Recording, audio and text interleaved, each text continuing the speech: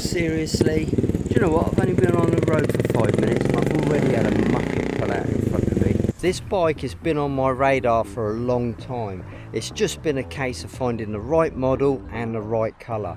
And this bike is a Royal Enfield Continental GT 535. I think it's one of the prettiest bikes I own. I can't stop looking at it. It's got that lovely yellow paintwork, the sculptured tank, the single cylinder engine, stainless steel exhaust, the little tail fairing and the nose cone. Everything just fits into place and you just feel like you're in the 1960s again.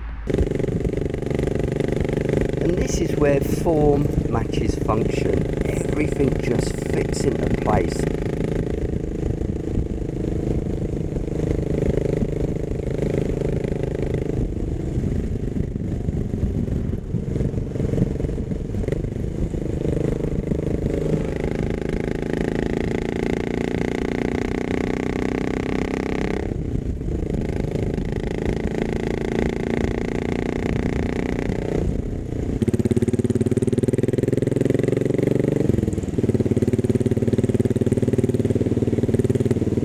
Seriously? Do you know what? I've only been on the road for 5 minutes and I've already had a muppet pull out in front of me. He's not the ambassador for his gene pool he thought he was.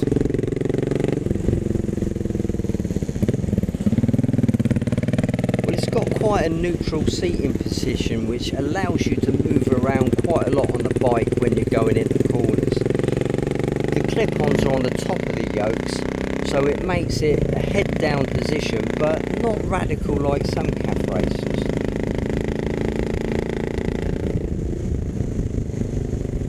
Oh, that gear change is super silky. Everything's got a lovely tactile feel, except for the switches on the handlebars. They're a little bit vague. Now this engine is a later bullet engine and it's bored out to a 535cc with electronic fuel injection.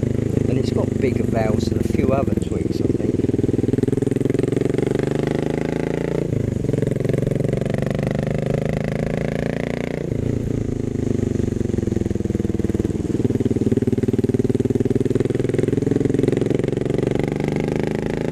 This Harris frame really does inspire confidence.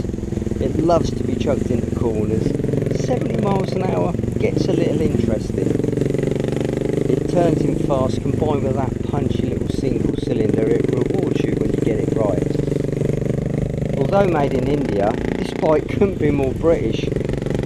It's apparent this Continental GT 535 really has the DNA set in the 1960s. If you're the sort of person who wants to go from 0 to infinity in about 6 seconds, I don't think this will be the bike for you. But for the people who want to experience classic motorcycling on a modern bike, this is the perfect partner.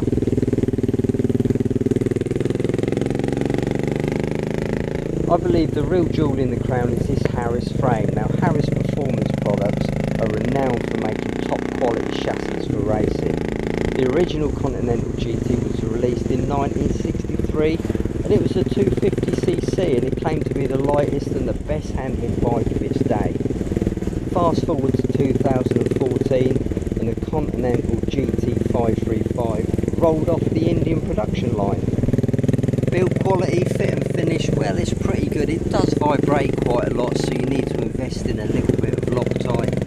And the engine casings have a habit of going dull after a few months, so if you like to polish, you're going to keep on top of this without any problem at all.